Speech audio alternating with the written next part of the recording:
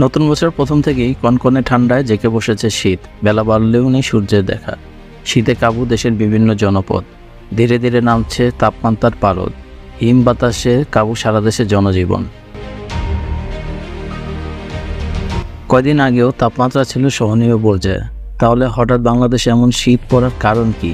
শীতের সঙ্গে বায়ু দূষণের দেশে শুরু হয়েছে কুয়াশা, ধুলো আর ধোঁয়ার সঙ্গে মিশে তা হয়ে উঠেছে ধোঁয়াশা। কোনো কিছুই আর দেখা যাচ্ছে না। কিন্তু কেন এই শীতের প্রকোপ? তাই জানবো আজকের এই ভিডিওতে।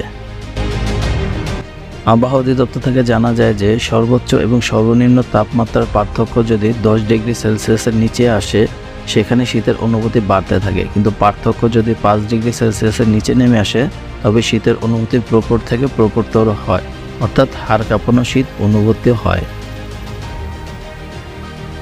বাংলাদেশের বিভিন্ন এলাকার তাপমাত্রার পার্থক্য 10 ডিগ্রি সেলসিয়াসেরও কম।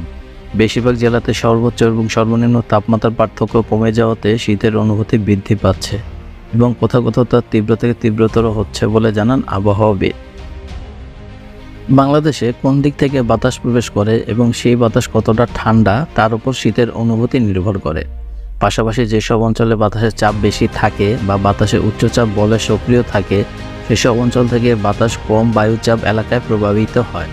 পশ্চিমবঙ্গ ও বাংলাদেশ জুড়ে উচ্চচাপ বলয় তথা বাতাসের চাপ বেশি থাকার কারণে হিমালয়ের পাদদেশ থেকে উত্তরপ্রদেশ, মধ্যপ্রদেশ, বিহার ও পশ্চিমবঙ্গ হয়ে শীতের ঠান্ডা বাতাস উত্তর ও উত্তর পশ্চিম দিক থেকে বাংলাদেশে প্রবেশ করায় শীতের অনুভূতি তীব্র হচ্ছে বলে জানান আবহাওয়াবিদ।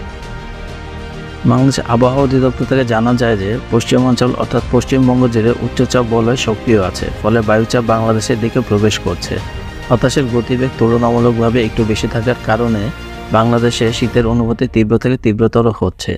এছাড়া ঊর্ধ্ব আকাশের বাতাস খুব ঠান্ডা হওয়ায় কোনো কোনো ক্ষেত্রে জেডি স্ট্রিম বা প্রচণ্ড গতিবেগ সম্পন্ন বাতাস কখনো নিচে নেমে আসছে, কখনো উপরে উঠে যাচ্ছে, যেটা ভাইব্রেট কম্পন হচ্ছে, অর্থাৎ ঊর্ধ্ব আকাশের বাতাসের নিম্নমুখী বিচরণ হচ্ছে। এই নিম্নমুখী বিচরণ অনেক সময় শীতের অনুভূতিকে বাড়িয়ে দেয়। শীতের তীব্রতার আরেকটি কারণ কুয়াশা। মধ্যরাত থেকে দুপুর পর্যন্ত ঘন থেকে অতি ঘন কুয়াশা থাকে। এতে করে দিনের বেলা অতি ঘন কুয়াশার স্তর ভেদ করে সূর্যের আলো ভূপৃষ্ঠকে উত্তপ্ত করতে পারে না। এদিকে এ সময় সূর্যের কিরণকালও থাকে কম। সূর্য ওঠার 2 ঘন্টা পর থেকে সূর্য ডোবার 2 ঘন্টা আগ পর্যন্ত সময়কে বলা হয় কিরণকাল। আবহাওয়া অধিদপ্তর বলেন, স্বাভাবিক সময় সূর্যের কিরণকাল 8 থেকে 12 ঘন্টা হলেও এখন তা কমে দাঁড়িয়েছে 4 থেকে 5 ঘন্টা।